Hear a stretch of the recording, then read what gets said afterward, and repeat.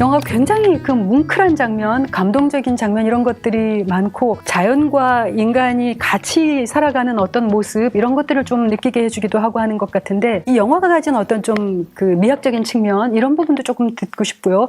무엇보다 고란 보르단의 그 절제된 연기가 굉장히 그 어떤 작품의 무게나 울림을 더해주는 것 같거든요. 네, 대부분 요즘은 뭐 영화들이나 모든 것들이 이제 디지털 필름, 디지털 카메라로 이제 그렇게 찍고 있습니다만 이 영화는 특이하게도 16mm 필름, 그러니까 슈퍼 16이라고 해가지고 아리플렉스 486이라는 그런 카메라 기종을 사용해서 필름으로 찍은 영화입니다. 그러다 보니까 사실은 이 영화 같은 경우는 반드시 극장에서 스크린으로 꼭 보시기를 좀 추천을 드리고 싶습니다. 그런 영화이기도 합니다.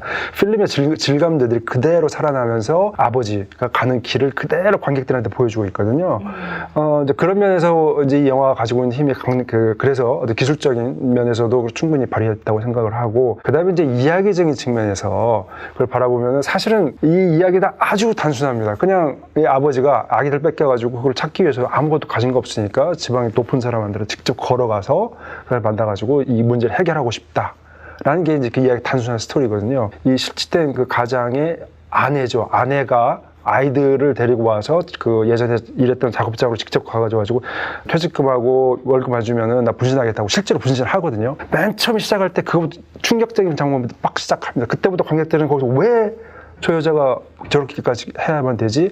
하고 이제 몰입해서 쭉 들어가는데 이게 중간에 거의 한 30분, 40분 이후부터는 이제 그 길을 따라가는 여정이 거의 1시간 동안 쭉 보여집니다. 버려진 공장에서 자거나 숲속에서 자거나 이제 그런 모습들이 계속 쭉 보여주는데 관객들은 주인공과 함께 그 길을 같이 걸어가고 있는 거예요. 그렇죠. 길 가는 여정을 계속 바라보고 있으면은 그 보통은 지루하겠죠.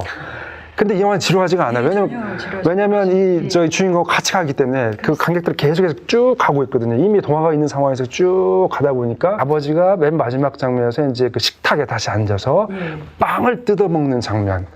네, 그 장면이 거의 이 영화의 어떤 결정적인 그런 한 방으로 다가오는 그런 순간이겠죠. 영화를 이해하시기 좀 수월하게 설명을 드리면 세르비아 정신이라는 게 있어요. 네. 그러니까 세르비아는 오스만 터키도 이겼어. 미국과 나토하고 전쟁을 해서 무승부로 끝났단 말이죠. 네. 엄청난 자존심들이 역사 속에서 쭉 문자도 키릴 문자를 씁니다. 로마자가 아닌 키릴 문자. 요새는 로마자로 젊은 세대들이 많이 왔습니다만 그 엄청난 자존심이어서 내가 손해를 보면 받지 너한테 머리를 굽히거나 조금만 살려달라고 빌거나 이런 건 없다는 거죠. 그 맨 첫 장면 분신할 때도 그 어머니가 아들, 딸을 딱 데리고 와서 나는 누구다. 누구의 아내 뭐다. 실직 상태고 받아야 될 돈이 있는데 뭐 안 주고 있다. 난 여기서 분신하겠다. 안 주면. 소리를 크게 외친 다음에 바로 고민하는 이런 장면도 별로 안 나오죠. 그 다음에 남편인 그 주인공이 누구한테 머리 굽히는 게 한 번도 안 나와요. 예, 그렇습니다. 차관 앞에 섰건 누구 앞에 섰건 간에 나는 누구다. 뭐 때문에 왔다. 안 해준다고? 여기서 앉아서 기다리겠다. 뭐. 저 세르비아 정신이라는 게 거기 나오는 모든 사람들이 다 그렇습니다. 무뚝뚝한 듯 하면서 어느 정도의 동지에는 살짝 보여주다가 심지어는 집안 물건을 가져갔던 사람이나 되찾아오는 사람이나 사과도 하지 않고 사과도 없고 뭐 아무것도 없어요.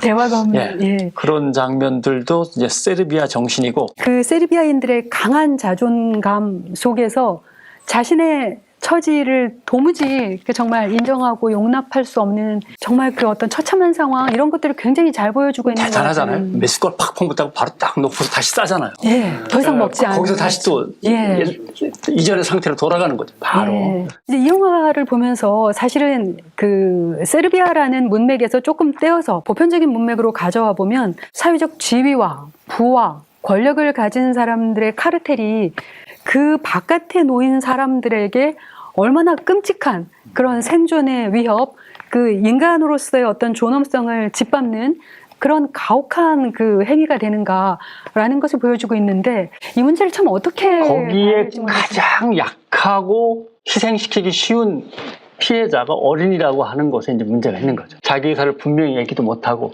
상황 판단을 제대로 넓게 못하니까 아이의 판단이니까 미숙할 거라고 생각을 하죠. 아이의 이익과 아이의 권리가 우선이야. 아동 최우선주의. 뭐 계속 얘기하는데 아동한테 한 번도 물어본 적은 없어요. 그리고 센터장은 이 아동이익 최선의 원칙이라는 것하고 법대로라는 것을 반복해서 이야기하지만 사실은 센터장의 결정 과정에는 법이 개입할 여지가 없는 것 같거든요. 그러니까 권력을 견제하고 감시하는 기능을 하는 게 아니라 권력의 도구가 돼서 이런 민간과 정부 조직 간의 거버넌스가 이 세르비아에서는 없는 거죠. 어떤 사회가 정말 살기 좋은 사회냐, 살기 어려운 사회냐라는 것을 결정하는 것이 법이나 제도나 이런 것들이 얼마나 그런 것들을 촘촘하게 배려하느냐라는 것이 하나 있을 것이고, 그걸 실제로 집행하는 그 사람, 그 자리에 있는 사람이 그걸 얼마나 악용하느냐, 선용하느냐 이런 것들이 있을 텐데, 그 이익 동기를 마련해 주기 위해서 불쌍한 아이를 거두어서 키워주면은 당신한테도 얼마간의 보조금의 그렇지. 일부가 간다라고 했던 건데, 정인이 사건 같은 게 그래서 터지는 거죠. 그러니까 어느 쪽을 둘러봐도 사회 시스템이 정상적으로 돌아가리라고 하는 기대가 100%는 말도 안 되고 90% 이상 되기도 어려운 데다가 인간과 인간 간의 신뢰의 관계도 그만큼 구축이 안 된 상태에 있는 거죠. 교회를 생각할 수밖에 없는 거예요. 전국에 퍼져 있는 교회가 이걸 맡는다면 시설이나 장소나 신뢰도 같은 것이 사실은 다르거든요. 그냥 관료주의에 빠져있는 행정직원이 하는 거랑은 완전히 다를 거고, 갑자기 느닷없이 수입을 보고 달려든 사람이 하면 그거하고도 또 다를 거고, 교회가 할 수 있는 일인데 전혀 못하고 있는데, 하나님이 세상을 만들었고 인간들이 자유롭고 평화롭게 살 수 있는 시스템을 만들었다면 그게 맨 밑바닥까지 전달이 돼야 되는데, 하나님의 가치와 하나님의 복지가 밑바닥으로 전달이 안 돼. 중간에 전쟁, 기아, 난민 뭐 여러 가지가 벌어지면서 다 줄줄이 새나가고, 정상적인 상황에서도 거기에 인간의 욕망, 사회 어떤 시스템에 대한 부재 이런 것들이 또 있어서 또 빠져나가고, 아버지는 하나님을 향해 걸어가서 항해하러 가는 거죠. 도대체 이 시스템을 만들어가지고 이게 돌아가는 게 이게 뭐냐. 훨씬 더 높은 자리에 있는 그런 사람들의 존엄성을 영화나 예술은 좀 우스꽝스럽게 만드는 거죠. 약간 가면을 벗긴달까? 우리가 쓰고 있는 그 옷을 벗겨놓고 그 알몸으로 인간의 존엄은 도대체 어디에 있는 것이냐? 그리고 그런 질문을 이렇게 던지고 있는 것이 아닌가, 이 영화가. 그런 생각을 하게 됩니다. 그 영화 속에서 한 인간이 자기의 진정성과 어떤 자기 인간으로서의 존엄성을 어떻게든 지켜내는데, 우리 사회는 어떻게 우리 사회의 존엄성과 우리 사회의 진정성을 다시 회복해서 함께 지켜낼 수 있을까? 그런 도전과 고민들을 계속 길에다 깔아놓는 게 바로 이 영화라고 생각을 하죠. 예, 우리가 이제 니콜라의 자리로 이렇게 다 같이 가야 되는데. 그런 공동체가 만들어지는, 어떻게 보면 우리는 그 과정에서 여러 가지 좌절과 어려움, 마치 이것이 끝인 것 같은, 절망할 수밖에 없는 것 같은 상황 속에서도